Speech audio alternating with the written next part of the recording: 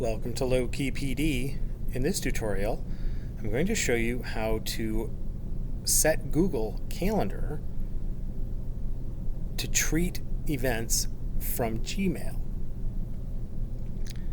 So when you go into your general settings, scroll down to find events from Gmail. Now you may find that you frequently receive emails where someone is talking about an event, trying to schedule an event. It's an invitation to an event of some sorts.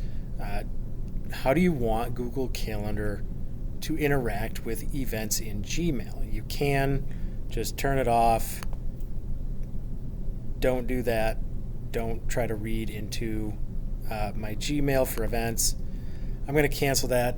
I do have it do that. But what this will do is when it senses or reads an event in one of those emails, what do you want it to do? It can add that event. I have it set. It's going to add that event, but only I can see it. I can set it to the calendar default, or I can just make it private. But if you get a lot of emails where people are scheduling events, it can be kind of a pain to be like, oh, I need to go to this one. I need to attend that meeting. Let me add that to my calendar. You can just set Google Calendar to add those events automatically for you.